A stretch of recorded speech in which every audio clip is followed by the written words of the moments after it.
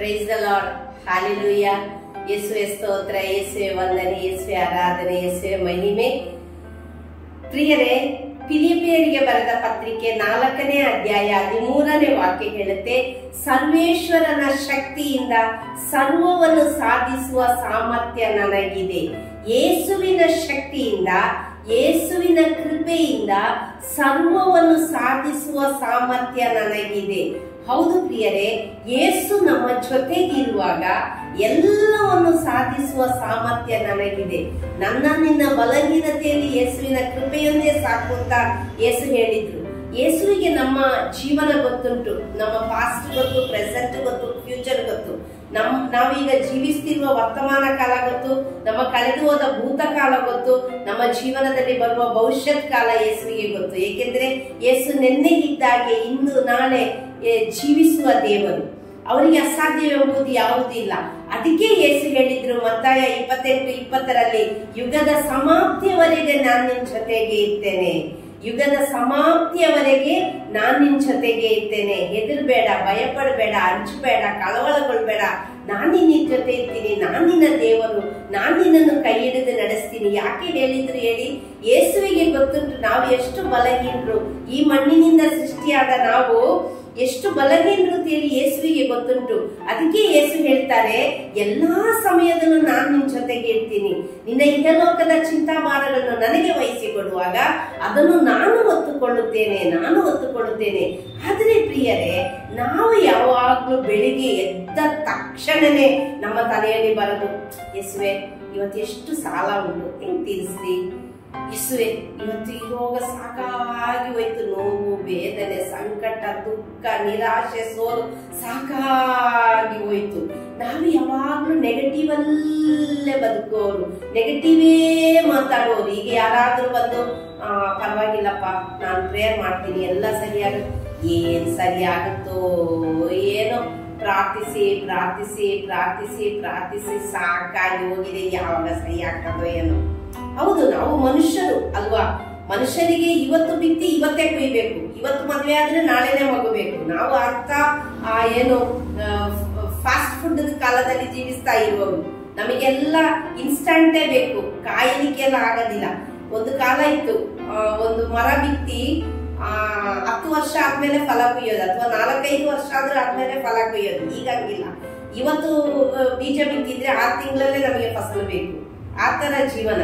ಇವತ್ತು ಚಿಕನ್ ನೋಡಿ, ನಾವು ಇವತ್ತು ಚಿಕನ್ ಒಂದು ಮರಿಯಾಗಿ ನಮಗೆ ಅದರದೊಂದು ಇಳುವರಿ ಬೇಕಾದ್ರೆ, ಅಥವಾ ಅದನ್ನ ಮಾಂಸ ಮಾಡಿ ತಿನ್ನಬೇಕಾದ್ರೆ ಒಂದು 6-7 ತಿಂಗಳು ಬೇಕಿತ್ತು. ಈಗ ಹಾಗೆ ಅಲ್ಲ, 2 ತಿಂಗಳು 3 ತಿಂಗಳಿಗೆ ನಾವು ಇಂಜೆಕ್ಷನ್ ಕೊಟ್ಟು, ಹಾರ್ಮೋನ್ ಇಂಜೆಕ್ಷನ್ ಕೊಟ್ಟು, ನಾವೆಂತ ಬುದ್ಧಿವಂತರಲ್ಲ ರೀ. ಎಲ್ಲದಕ್ಕೂ ಹಾರ್ಮೋನ್ ಇಂಜೆಕ್ಷನ್ ಕೊಟ್ಟು ನಾವು 2 ತಿಂಗಳು 3 ತಿಂಗಳಲ್ಲಿ ಅದನ್ನ ಕೊಬ್ಬಿದ ಕೋಳಿಯನ್ನಾಗಿ ಮಾಡಿ ನಾವು ಮಾಂಸ ಮಾಡಿ ತಿಂದು, ನಾವು 70-80 ವರ್ಷದ ಬದುಕುವವರು 40-50 ವರ್ಷದಲ್ಲೇ ಗೊಟ್ಟಕ್ಕಾಗಿ ಹೋಗ್ತಾ ಇದ್ವಿ. ನಮಗೆಲ್ಲ ಇನ್ಸ್ಟಾಂಟ್ ಬೇಕು. ಇವತ್ತು ಅಷ್ಟು ಅವಸರ ಕೊಟ್ಟಿದ್ದವರು ನಾವು. ಎಲ್ಲ ಸಹ ನಮಗೆ ಅವಸರದಲ್ಲೇ ಬೇಕು. ಆದ್ರೆ ಯೇಸು ಹೇಳ್ತಾರೆ, ನೀನ್ ಏನಾದ್ರೂ ಅವಸರ ಪಡು ಮಗ, ನೀನ್ ಏನಾದ್ರೂ ಅವಸರ ಪಡು ಮಗಳೇ, ನೀನ್ ಏನು ಹೆದರ್ಬೇಡ, ನೀನ್ ನನ್ನನ್ನು ಗಟ್ಟಿಯಾಗಿಡ್ಕೋ. ನಿನಗೆ ಏನ್ ಸಾಧನೆ ಮಾಡ್ಬೇಕು ಅದೆಲ್ಲವನ್ನು ಸಾಧಿಸ್ಲಿಕ್ಕೆ ನಾನು ನಿನಗೆ ಸಾಮರ್ಥ್ಯ ಕೊಡ್ತೀನಿ.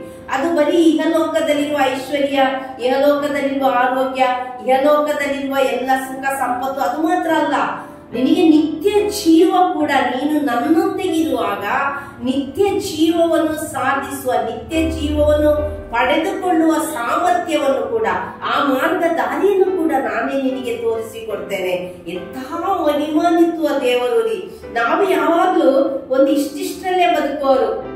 ನಮಗೆ ಒಂದು ಆರೋಗ್ಯ ಸಿಕ್ಕಿದ್ರೆ ಸಾಕು, ನಮಗೆ ಒಂದು ತಲೆನೋವು ಬಿಟ್ಟೋದ್ರೆ ಸಾಕು, ಎಸಪ್ಪ ನಂದೊಂದು ಸೊಂಟ ನೋವು ಬಿಟ್ಟೋದ್ರೆ ಸಾಕು. ನಾವು ಧ್ಯಾನಕ್ಕೆ ಬರುವಾಗ ಹಂಗೆ ಬರೋದು, ಎಸಪ್ಪ ನನ್ನೊಂದು ಸಾಲ, ನನ್ನನ್ನು ಸೇರಿಸ್ಕೊಂಡು. ನಾನು ಸಹ ಸುಮಾರು ವರ್ಷದ ಹಿಂದೆ ನಾನು ಸಾಕ್ಷಿಯಲ್ಲಿ ಹೇಳ್ತೀನಲ್ಲ, ಮಡಿಕೇರಿಲಿರುವಾಗ ನನಗೆ ತುಂಬಾ ಸಾಲ ಇತ್ತು, ಕೊಡಗಿನಲ್ಲಿರುವಾಗ ತುಂಬಾ ಸಾಲ ಇತ್ತು ಅಂತ. ಆ ಸಾಲದ ಅವಸ್ಥೆಯಲ್ಲಿ ಕೂಡ ನಾನೇನ್ ನೆನೆಸ್ತಾ ಇದ್ದೆ ಒಂದು ಧ್ಯಾನಕ್ಕೆ ಹೋಗುವಾಗ, ಯೇಸುವೆ ಹೆಂಗಾದ್ರೂ ಈ ಧ್ಯಾನದಲ್ಲಿ ನೀನೊಂದು ಆಶೀರ್ವಾದ ಮಾಡಿ ನನ್ನನ್ನು ಈ ಸಾಲದಿಂದ ತೆಗೆದು ಬಿಡಪ್ಪ, ಅಷ್ಟು ಸಾಕು ನನಗೆ, ಅಷ್ಟು ಸಾಕು, ಬೇರೆ ಏನ್ ನಿನ್ನ ಹತ್ರ ನಾ ಕೇಳಲ್ಲ. ಮತ್ತೆ ಕ್ಯಾನ್ಸರ್ ಬಂದಾಗ, ಯೇಸುವೆ 2 ಮಕ್ಕಳಿದ್ದಾರೆ, ನೀನು ನನಗೆ ಕೈ ಕೊಟ್ಟು ಬಿಡಬೇಡ, ಹೇಗಾದ್ರೂ ನನಗೆ ಸೌಖ್ಯ ಕೊಟ್ಟು ಈ ಕ್ಯಾನ್ಸರ್ ಇಂದ ಬಿಡುಗಡೆ ಮಾಡು. ಮತ್ತೆ ಇನ್ನೊಂದು ಏನೋ ಒಂದು ಕಷ್ಟಪಾಡುಗಳು ಬಂದಾಗ ಅದೇ ಹೇಳೋದು, ಅದು ಮಾತ್ರ ಮುಗಿದ್ರೆ ಸಾಕು, ಮತ್ತೇನು ಕೇಳಲ್ಲ. ಆದ್ರೆ ಮಾರನೇ ದಿನ ಎದ್ದೇಳುವಾಗ ಪುನಃ ಅದಕ್ಕಿಂತ ದೊಡ್ಡ ಲಿಸ್ಟ್ ಇರ್ತದೆ ನಮ್ಮ ಹತ್ರ. ನಮ್ಮ ಲಿಸ್ಟ್ ಅಲ್ಲಿ ನಾನ್ ಫುಲ್ ಸ್ಟಾಪ್, ಅದಕ್ಕೆ ಫುಲ್ ಸ್ಟಾಪೇ ಇಲ್ಲ, ವಿರಾಮನೇ ಇಲ್ಲ, ಅದು ಕಂಟಿನ್ಯೂ ಹೋಗ್ತಾನೆ ಇರ್ತದೆ. ಡಾಟ್ ಡಾಟ್ ಡಾಟ್ ಡಾಟ್ ನಾನ್ ಇದು ರೀಚ್, ಅದಕ್ಕೆ ಫುಲ್ ಸ್ಟಾಪೇ ಇಲ್ಲ. ಅಷ್ಟು ನಮ್ಮ ಲಿಸ್ಟ್ ಅಲ್ಲಿ ಇದ್ರು ಕೂಡ, ಆದ್ರೂ ದೇವರು ಎಲ್ಲವನ್ನು ನಮಗೆ ನಾವು ಕೇಳೋದಕ್ಕಿಂತ ಬೇಡೋದಕ್ಕಿಂತ ಬಿಗಿಲಾಗಿ ಕೊಡ್ತಾ ಕೊಡ್ತಾ ಕೊಡ್ತಾ ಕೊಡ್ತಾ ಇದ್ರು ನಮ್ಮ ಆಸೆಗಳು ಪೂರೈಸೋದು ಮಾತ್ರ ಅಲ್ಲ, ಅದಕ್ಕೆ ಒಂದು ಅಂತ್ಯ ಇಲ್ಲದಿರೋದು ಮಾತ್ರ ಅಲ್ಲ, ನಮ್ಮಲ್ಲಿ ಒಂದು ಪಾಸಿಟಿವೇ ಬರಲ್ಲ ಪ್ರಿಯರೇ, ಒಂದು ಪಾಸಿಟಿವೇ ಬರಲ್ಲ, ಒಂದು ಸಕಾರಾತ್ಮಕ ಚಿಂತೆನೆ ಬರಲ್ಲ, ಸಕಾರಾತ್ಮಕವಾದ ಚಿಂತೆನೆ ಬರಲ್ಲ. ಯಾವಾಗ ಅಯ್ಯೋ ಯಾರಾದ್ರೂ ಪ್ರೇಯರ್ ಮಾಡಕ್ಕೆ ಬಂದ್ರೆ ಸಾಕು, ಪ್ರೇಯರ್ ಮಾಡ್ತಿದ್ರಿ, ಎದುರ್ಬೇಡಿ, ಭಯಪಡ್ಬೇಡಿ, ದೇವರಿದ್ದಾರೆ, ಯೇಸು ಇದ್ದಾರಲ್ಲ, ಯಾಕಪ್ಪ ಭಯಪಡ್ತಾರೆ, ಅಯ್ಯೋ ಏನಿದ್ದಾರೋ ಏನ್ ಸಿಸ್ಟರ್ ಯಾರಿಗೆ ಗೊತ್ತು, ಸಾಕಾಗಿ ಹೋಗಿದೆ ಜೀವನ, ಪ್ರೇಯರ್ ಮಾಡಿ ಮಾಡಿ ಧ್ಯಾನ ಕೂಟದಲ್ಲಿ ಭಾಗವಹಿಸಿ ಭಾಗವಹಿಸಿ ಬೈಬಲ್ ಓದಿ ಓದಿ ಎಲ್ಲ ಸಾಕಾಗಿ ಹೋಗಿದೆ. ಯಾವಾಗ್ಲೂ ನಾವೊಂದು ಸೋತು ಹೋಗುವವರು, ಸೋತು ಹೋಗಿದ್ದೀವಿ, ನಾನು ಸೋತು ಹೋಗಿದ್ದೀನಿ, ನನ್ನಿಂದ ಆಗಲ್ಲ, ನಂದು ಇಷ್ಟೇ ನಂದು ಇಷ್ಟೇ, ನಾವೊಂದು ನಂದಿಷ್ಟೇ ನಂದಿಷ್ಟೇ ನಂದಿಷ್ಟೇ ಅಂತೇಳಿ ಒಂದು ಸಣ್ಣ ಒಂದು ಸರ್ಕಲ್ ಒಳಗೆ ಇವತ್ತು ನಾವು ಬದುಕ್ತಾ ಇದ್ದೀವಿ. ಯೇಸು ಸಣ್ಣ ಸರ್ಕಲ್ ಒಳಗಿರುವ ದೇವರಲ್ಲರಿ, ಅವರು ಇಡೀ ಸೌರವ್ಯೂಹವನ್ನು, ಇಡೀ ಯೂನಿವರ್ಸ್ ಅನ್ನು ಸೃಷ್ಟಿ ಮಾಡಿದ ದೇವರು. ಅವ್ರು ಹೇಳ್ತಾರೆ, ನನ್ನ ಸಿಂಹಾಸನ ಆಕಾಶ, ಆಕಾಶ ನನ್ನ ಸಿಂಹಾಸನ, ಭೂಮಿ ನನ್ನ ಪಾದಪೀಠ. ಅಂತ ಮಹಿಮಾನ್ವಿತ್ವ ದೇವರನ್ನು, ಮಹಿಮೆಯ ದೇವರನ್ನು ಆರಾಧಿಸುವ ದೇವರು ನಾವು. ನೆನೆಸಿ ನೋಡಿ, ನೆನೆಸಿ ನೋಡಿ, ಎಷ್ಟು ದೊಡ್ಡ ದೇವರು ನಮ್ಮ ದೇವರು, ಅಂತ ದೊಡ್ಡ ದೇವರು. ಸೃಷ್ಟಿಗಳಲ್ಲೇ ಶ್ರೇಷ್ಠ ಸೃಷ್ಟಿ ನಾನು ನೀನು, ಸೃಷ್ಟಿಗಳಲ್ಲಿ ಶ್ರೇಷ್ಠ ಸೃಷ್ಟಿ ಮನುಷ್ಯರು. ದೇವದೂತರಿಗಿಂತ ಸ್ವಲ್ಪನೇ ಕೆಳಗಿಟ್ಟಿದಂತೆ ನಮ್ಮನ್ನ. ಆದ್ರೆ ದೇವದೂತರು ಕೂಡ ಪರಮಪ್ರಸಾದವನ್ನು ಸ್ವೀಕರಿಸಲಿಲ್ಲ. ಆದ್ರೆ ನಾನು ನೀನು ಇವತ್ತು ಪರಮಪ್ರಸಾದವನ್ನು ಸ್ವೀಕರಿಸುವ ಆ ಕೃಪೆ ದೇವರು ನಮಗೆ ಕೊಟ್ಟಿದ್ದಾರೆ. ಅದಕ್ಕೆ ನಾನು ಯಾವಾಗ್ಲೂ ಹೇಳೋದು, ಆದಷ್ಟು ಬಲಿ ಪೂಜೆ ಮಿಸ್ ಮಾಡಬೇಡಿ, ಆದಷ್ಟು ಬಲಿ ಪೂಜೆಗೆ ಹೋಗಿ. ಆ ಶಕ್ತಿ ಉಂಟಲ್ಲ, ಯೇಸುವಿನ ಆ ರಕ್ತ ಮತ್ತೆ ಮಾಂಸವನ್ನು ಆ ಭುಜಿಸುವ ಆ ಶಕ್ತಿ ನಾವು ಸ್ವೀಕರಿಸುವಾಗ ನಮಗೆ ದೊಡ್ಡ ಒಂದು ಕೃಪೆ.